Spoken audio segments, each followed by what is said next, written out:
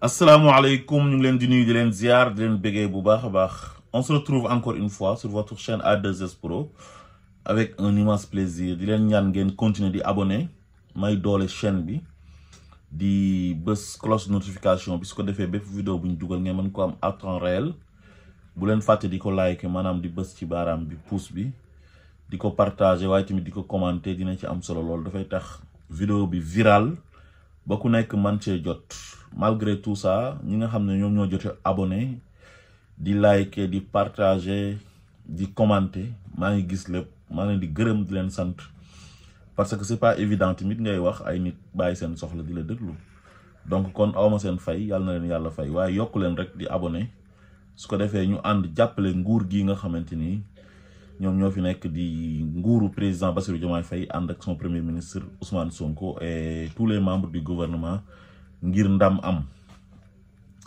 Tey nag dama yeewu gis benn vidéo boo xam ne Siré Sy moo ko def.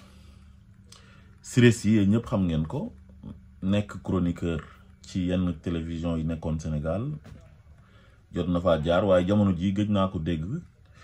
mu def chronique ci yenn télé yi xawma nag dafa tukki wala déet waaye dinay faral di def ay vidéo di wax xalaatam ba léegi ci réew mi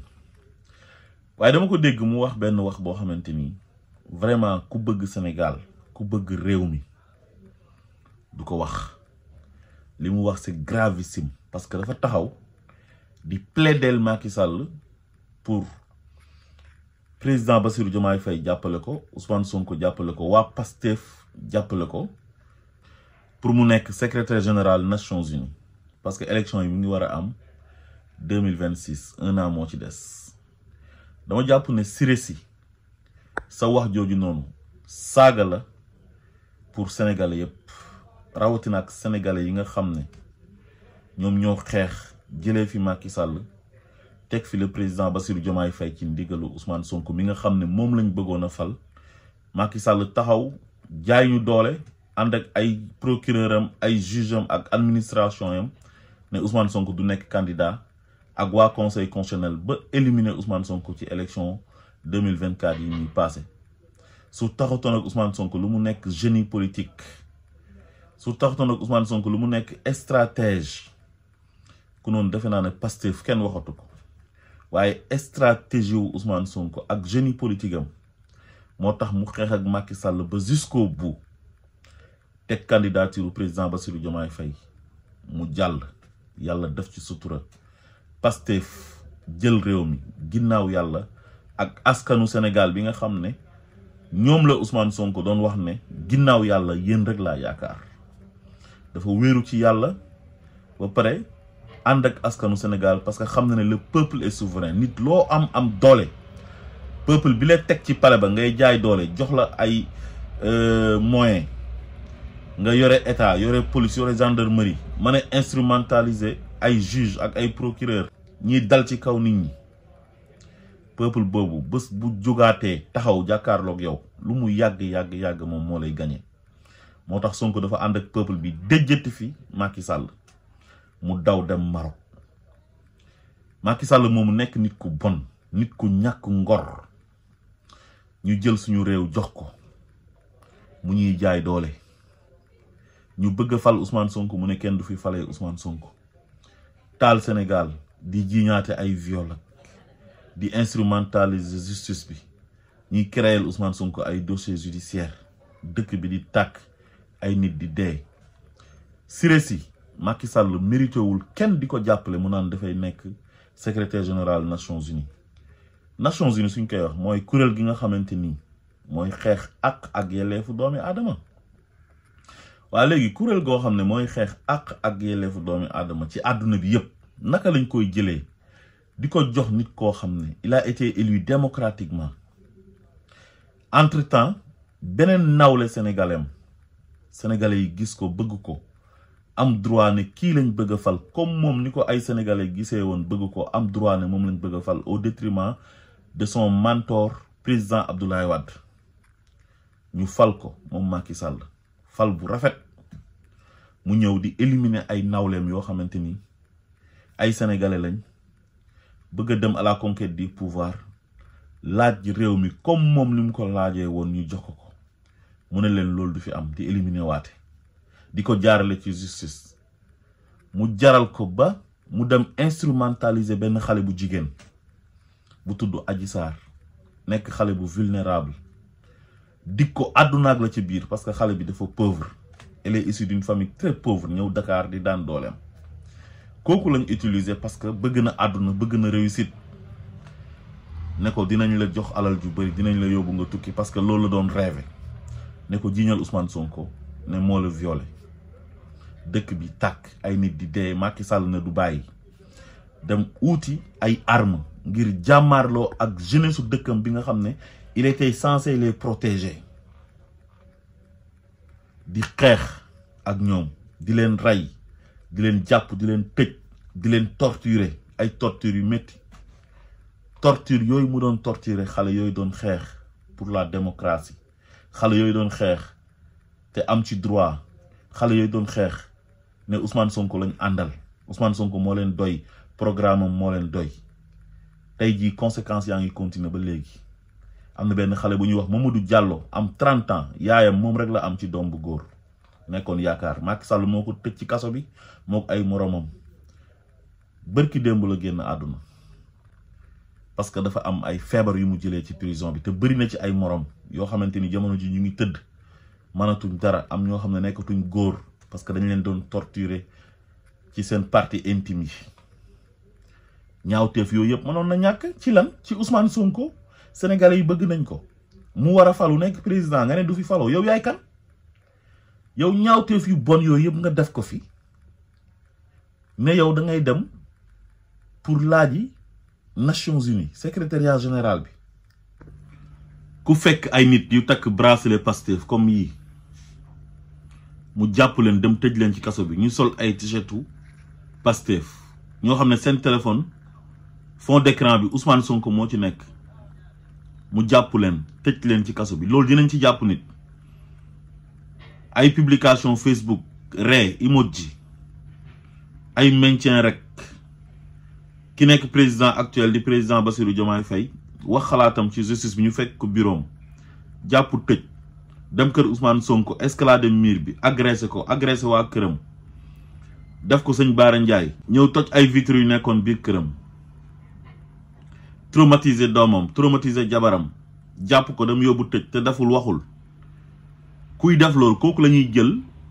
secrétariat général bu Nations Unies di ko jox loolu xalaatuñ ko loolu maanaam dafa yenuwul sax maanaam kuy jiite Nations Unies kooku dafay fekk nga respecté àq ak yelleefu doomi aadama koo xam ne da ngay tooñ di fekk nit ku toog nga jàpp ko malmené ko toroxal ko ci ay biiru nawleem dem tëj te defu la dara lu dul àndut ak yow loolu est-ce que dëppoo nag àq ak yelleefu doomi aadama loolu ban réew bu am démocratie ci àdduna bi ngay dem fekk fa kuy def loolu kooku mënul def loolu ba pare ñuy jël secrétariat général Nations Unies di ko jox c'est inadmissible et inacceptable. Ousmane Sonko si dossier judiciaire yi ñàkk fayda yooyu noonu ñu ko doon créer heure buy wuy ji tribunal dinañ ko agressé boole nañ ko waa GIGN ak waa BIP ñu koj ko ci corniche bi fu tolloog RFM toj ay vitre otoom dem na di wuy ji ci dossier bu ñàkk fayda boobu bu Mame Mbaye Niang bi ñu koj ko Estelle Mermoz asperge ko liquide daal di koy génnee ci otoom yóbbu ko tribunal par force na ko da nga wuyu ji te dossier boobu il n'était pas censé présenter wu foofu noonu ci tribunal bi parce que diffamation la ay avocats yam rek doyoon nañ barricade ko 55 jours ci këram ki doon def ñaawteef yooyu kooku moo ne dafa soxla Nations Unies Siré Sy ñëw ne da koy defal campagne loolu du jàll Siré il faut que ça soit clair ba pare Siré Sy génn di ñu saaga ndey ñun sénégalais yi Siré Sy tu nous as insulté naan ñu nañ dem jàppale Macky Sall yow da nga saaga Diomaye saaga Ousmane Sonko saaga les martyrs saaga les détenus politiques les victimes de Macky Sall ñëpp nga saaga ñaawteef yu Macky Sall def Sénégal ba mënatul a teg tànkam Sénégal jamono ji amul benn liberté pour ñëw Sénégal yow kooku tey ngay wax ne nañ ko jàppale ngir mu dem jëli Nations Unies mais Siré Sy yow dañ ñoo yàpp billahi wallahi watallahi tu nous as insulté yow gis nga ñaawteef yi Macky Sall def Sénégal ay malversation ci wàllu xaalis luubal alalu Sénégalais yi bu ñuy wax bonne gouvernance Macky Sall nekk ci exemple te poste yooyu boo koy jiite da nga war a nekk référence nekk exemple yow ci sa gouvernance nekk ni ko xam ne bi nga jiitee sa réew xeex nga corruption xeex fa injustice népotisme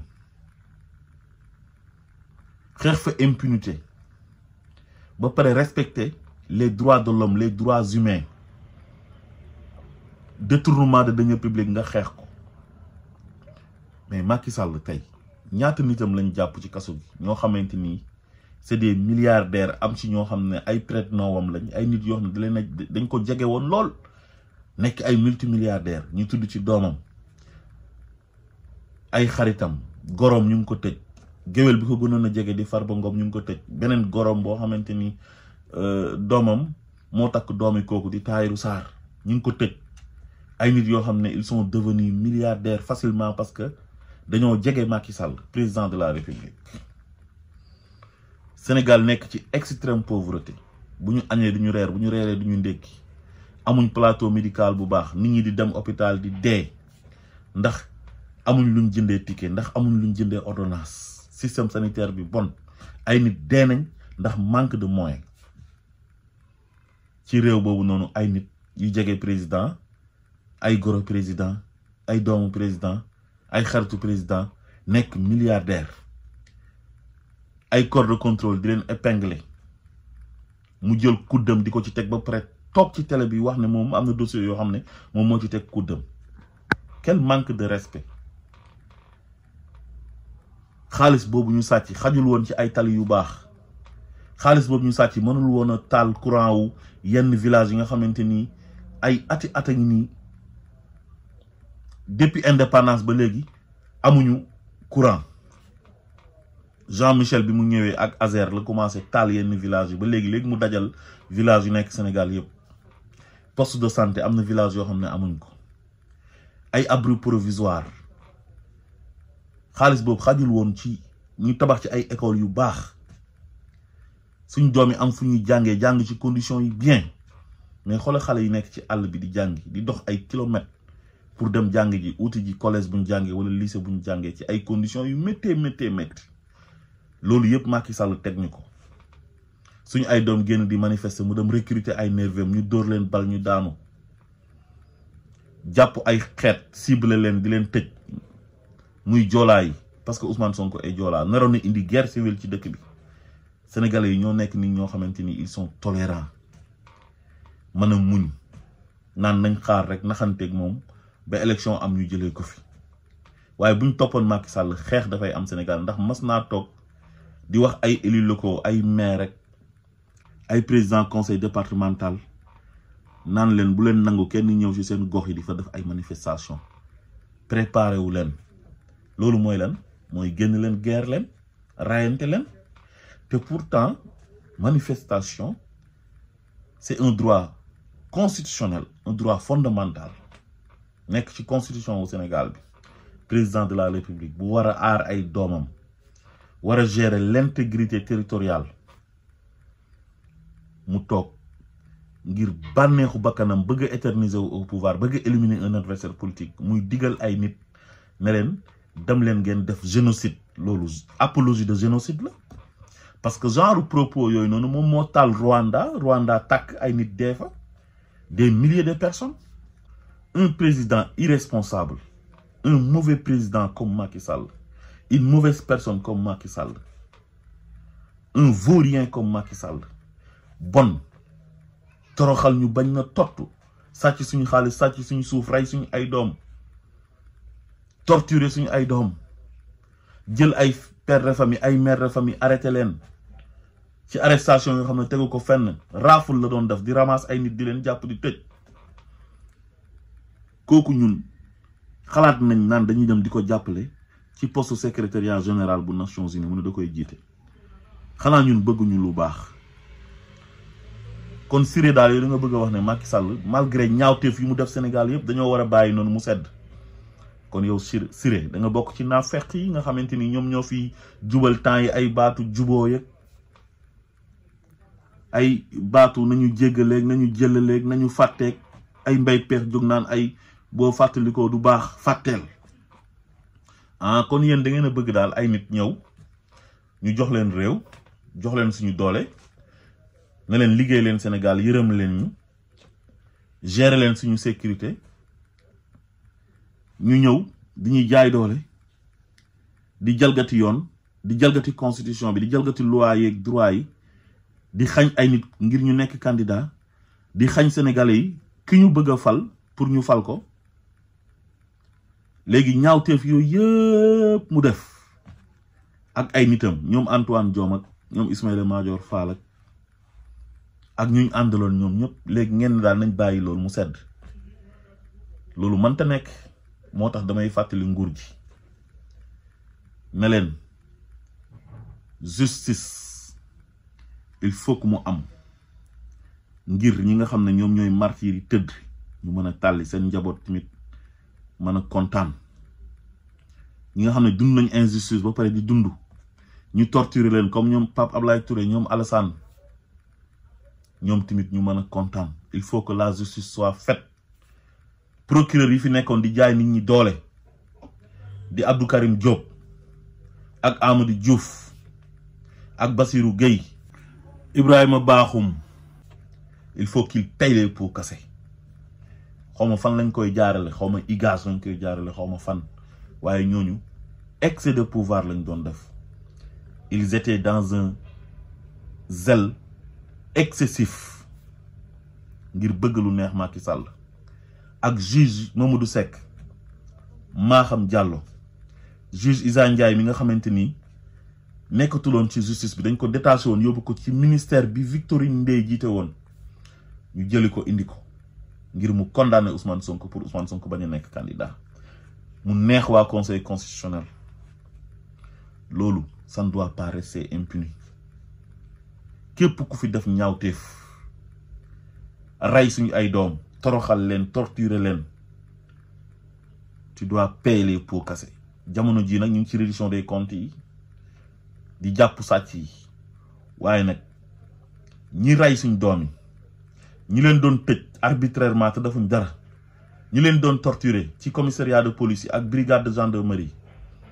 te am ay preuves yu leer naññ ñooñu ça ne doit pas rester impuni ñooñu il faut que ñu teg leen ci yoon li tax ñu war leen a teg ci yoon mooy ëllëg dootuñ falati benn président jox la suñu doole nga ëlbatiku bëgg a éterniser wu au pouvoir tax ngay acharné wu ci kaw ñi nga xam ne ànduñu ak yow di leen jaay doole di def répression ci seen kaw di leen dugal ci prison yi di leen entassé mel ni ku yore ay esclave ñu nekk fa ci condition yu métti ñu bëri bi ñu génnee dañu traumatisé wu am na ñoo xam ne feebaru xel lañu amee jamono ji am ñoo xam ne dañoo feebar gis nga booy Mamadou Diallo bii xam nga génn na àdduna fii ak ay weer fii ak ay at keneen mën na cee topp comme ñi ko jiitu woon moom Mamadou Diallo parce que am na ñoo xam ne bi ñu génnee ci kaso bi ñoom it faatu nañ am na ñoo xam ne mënalatuñ seen bopp dara am na ñoo xam ne dañuy nekk handicapé à vie dootuñ mënal seen bopp dara te xeexal seen réew moo taxoon ba loolu fekk leen ci waaye léegi ki leen ko teg te mënoon leen ko bañ a teg waroon leen a aar di Macky Sall kooku moom lay Siré Sy di wax ne nañ ko jàppale ngir mu nekk secrétaire général Nations Unies loolu saaga mën na ko gën a rëy kooku lenn rek la mérité mooy ñu indi ko Sénégal atte ko pour crime contre l'humanité tëj ko ci kaso bi à vie ba bu ëllëgee keneen dootul amati fit ñu jox la suñu doole nga jël doole jooju di ñu ko xeexee di ñuy toroxal di ñuy torturer di ñuy rey di fomm suñu ay élection ba ay nit di ci dee di créer ay dossiers judiciaires yu amul benn sens ay ñoom Mame Mbaye Niang sàcc suñu xaalis ba pare Ousmane Sonko wax ne am na benn rapport bu ko épinglé Macky Sall jóg na ko demal porter ko plainte dem jiital Amadou Diouf mu naan day topp Ousmane Sonko ay faux usage de faux, ay recel de documents administratifs, ay injure publique ak diffamation lan moo ci yoonam. loolu mooy wane ne dañ leen doon instrumentaliser te loolu rek ay nit dee nañ ci. léegi nag ñu ne kooku ku bon kooku ku yées kooku ku xaraam kooku ku alaku kooku di Macky Sall nga xam ne méritootul pour am jàmm ci àddunaam li ci des parce que daf ñoo xañ ay jàmm ñun, parce que dafa xañ jàmm ay doomi sénégalais yu bëree bëri yu mu waroon a aar. ngeen ne kooku moom moo war a dem au sommet jiite Nations Unies. Non mais loolu c'est impossible, loolu mënta nekk. loolu même bu ko waa Nations Unies defoon sax waa Sénégal yëpp dañoo waroon a génn taxaw manifester wu contre loolu, ñi nekk Sénégal ak ñi nekk dans la diaspora. te loolu incha allah du fi amee mukk. bu nekkoon nit ku baax wallahi dinañ ko soutenir ndax loolu sax lay doon, parce que doomi sénégalais yàgg naa jiite ay kuréel yu mag ci àdduna bi, ay Amadou Mahtar Mbow, ay ñoom Jacques Diouf, bëri nañ boo limee sax dañuy juum. loolu nekk suñu ndam, nekk suñu titre, mais kii daf kaa mérito wul parce que du nit ku baax. c'est un dictateur, c'est un tueur. ana Fulbert Sambou, ana François Mancabou, ana Didier Badji, ñooñu ñu ray leen gratuitement ci événement yu fi amoon. jabaru Didier Badji bi xalaat ko ba dee, xol bu naqari, ñu ray sa jëkkër joo xam ne da doon servir état, ñu ray ko ray bu ñaaw ci yu ñàkk fayda ci dossier viol boo xamante ni état bi ñoo nekk ci gannaaw. ngeen bëgg Macky Sall ñu baal ko, man de duma baal Macky Sall ba àdduna di tukki, te xam naa ne bëri naa ci morom. kon Siré Sy bu ñu fontoo laa la wax. asalaamaaleykum wa rahmatullah.